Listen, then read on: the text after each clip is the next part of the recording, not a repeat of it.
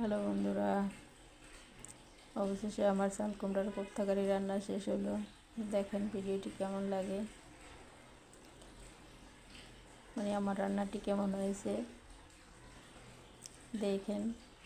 যদি ভালো লাগে বেশি বেশি করে লাইক দিন, শেয়ার করেন, আমার চ্যানেলটিকে সাবস্ক্রাইব করেন।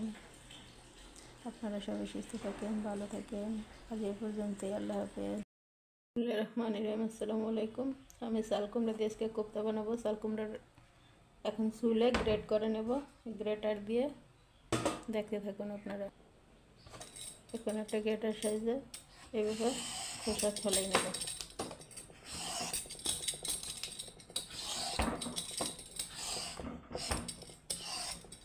সম্পূর্ণ খোসাটাকে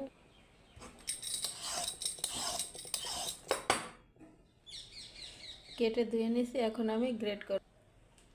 এখন আমি সবগুলোকে গ্রেট করে নেব।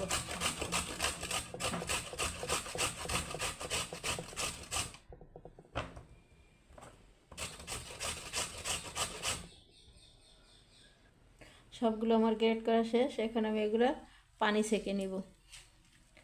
দেখেন কত পরিমাণ পানি বের হয়। এই যে এই পানিগুলো আমি বের করে একটা পাত্রে, এই যে এভাবে করে সব আমি একটা পাত্রে এখন আমি কোপ্তাকে ম্যারিনেট করব। প্রথমে দেব পেঁয়াজ কুচি, পরে দেব কাঁচামরিচ কুচি, হলুদের গুঁড়ো, মরিচ গুঁড়ো, জিরার গুঁড়া, ধনিয়ার গুঁড়া, লবণ দেব, সামান্য বিট লবণ দেব, চাউলের গুঁড়ো। এটা দিয়ে ভালোভাবে মেখে নেব একটা ডিম দিয়ে। ম্যারিনেট করা আমার শেষ। এখন আমি আদা কুচি আর কাঁচামরিচ আর টমেটো এটা পেস্ট করে নেব। তেল গরম হয়ে গেছে। এখন আমি সব পকোড়াগুলো ভেজে নেব। এটারে বলে। এখন আমি সব কোপ্তাগুলো এক এক করে ভেজে নেব।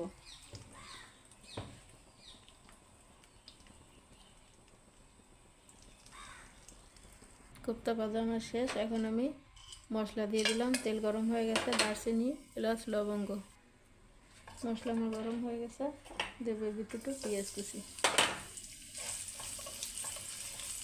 দেবো সামান্য কাঁচামরিচ বাটা। এখন দেবো এখানে আমি লবণ, হলুদ গুঁড়ো, মরিচের গুঁড়ো,